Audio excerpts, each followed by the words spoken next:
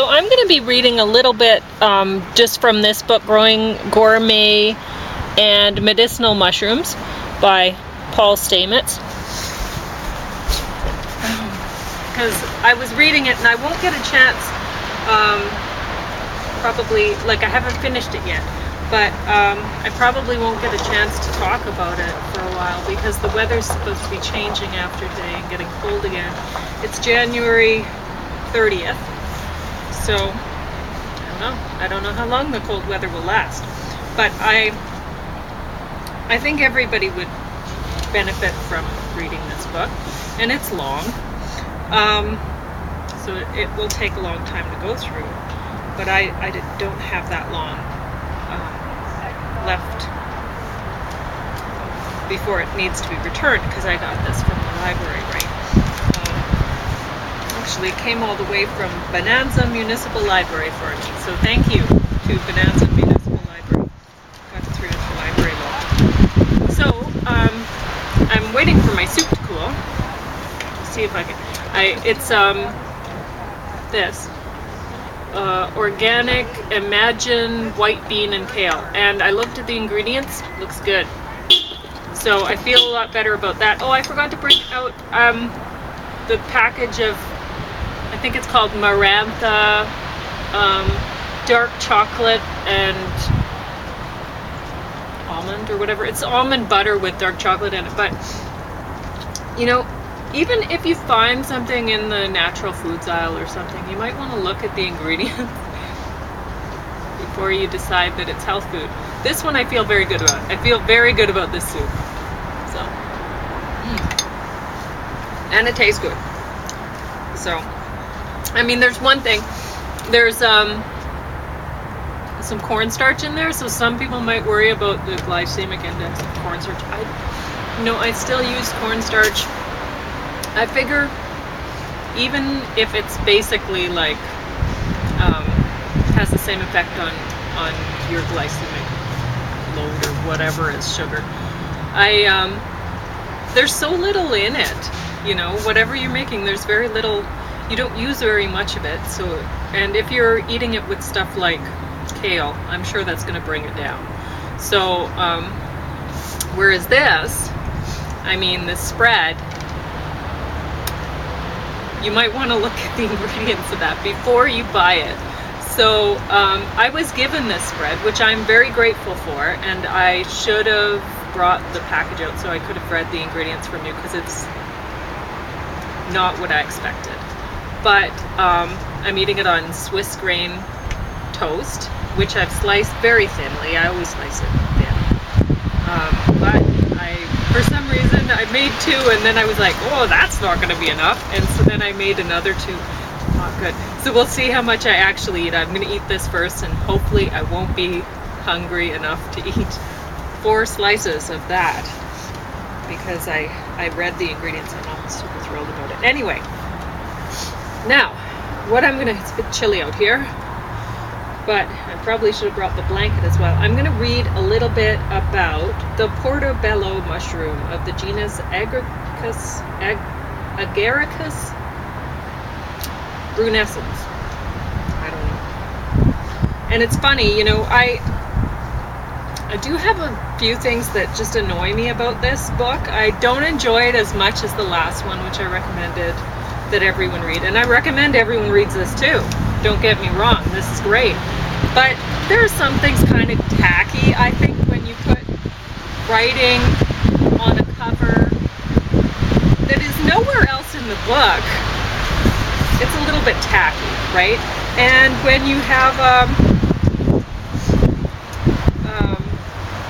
dedication to my family, okay, and the warriors of Hua-Rang-Du? Okay. Whatever. But very useful information in here. If you can get over that stuff that seems a little bit flaky to me. A little bit tacky. Okay. But I highly recommend this book. I'm not saying that I don't. This is a very well put together book. I'm very impressed with the book. Okay, another thing that I'm not impressed by is if I go to the index and I want to look up, where's portobello mushroom again? Not under portobello. No, I have to look it up under the Latin name. Tacky. Okay, so this mushroom contains compounds. Now this is on page 221. I think this is the 3rd edition if I remember correctly. I don't know. I could look it up. But anyway, under medicinal properties, it probably has the same heading under, if you look up portobello mushroom in this book. And it happens to be a different edition, and it happens to not be on page 221. Well, you'll probably still find it right here, under medicinal properties. This mushroom contains compounds that inhibit the enzyme aromatase. Aromatase is associated with tumor growth. Compounds inhibiting aromatase have potential for the treatment or prevention of breast cancer. A diet of mushrooms in mice with implanted tumors showed a decrease in aromatase as mushroom consumption increased. However, Agaricus brunescens contains hydrazines, carcinogenic compounds that have been thought to dissipate only from prolonged high temperature heating. More than 80% of known hydrazines are carcinogenic. The most notable carcinogenic hydrazine from this mushroom is agaritine, a powerful mutagen which is activated by the mushroom enzyme tyrosinase, making it heat stable. Enzymes in the digestive system convert agaritine into carcinogenic byproducts. The chemical culprits worthy of concern are 5-hydroxymethylphenylhydrazines and 4-hydroxymethylbenzene disonium ions. Free radicals also activate agaricus hydrazines into highly carcinogenic subconstituents, as well as catalytic processes in the kidneys. Hence, there are several modes of activating agaritine into highly carcinogenic derivatives. The damaging effects of agaritine's derivatives may be partially suppressed by the mushroom's antioxidants, which in turn help create host-generated superoxide dismutases and the activity of aromatase inhibitors. Walton et al. 1998 asserted, however, that the mutagenic and pre-mutagenic compounds are not affected by quick cooking, 10 minutes at 437 degrees Fahrenheit, but are only slightly reduced or prolonged heat treatment in boiling water for 4 hours at 212 degrees Fahrenheit, 100 degrees Celsius. A study of blanched canned mushrooms showed that agaritine content was reduced tenfold in comparison to fresh mushrooms, from 229 milligram per kilogram to 15 to 18 milligram per kilogram. However, this reduction may have been due to leaching of the hydrazines into the surrounding water used for blanching in the combination with the prolonged high-pressure steaming process used for canning.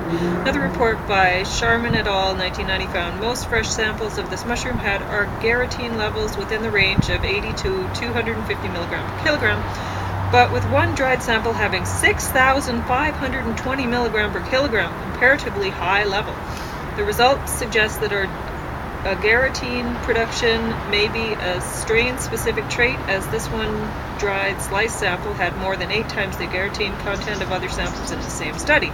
In contrast, shiitake mushrooms, Lentinula idodes, have either undetectable or extremely low levels of agaritines in the 0.082 milligram per kilogram range. Hashida's study reported marked reduction of agaritines for boiling in water at 212 degrees Fahrenheit, 100 degrees Celsius for 10 minutes.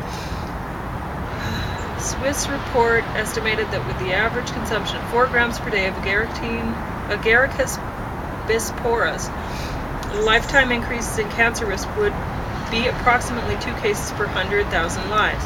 In a metropolitan area of 20 million residents, approximately the size of Los Angeles, 200 people would be expected to get cancer in their lifetime from eating these mushrooms, all factors being equal. However, other investigations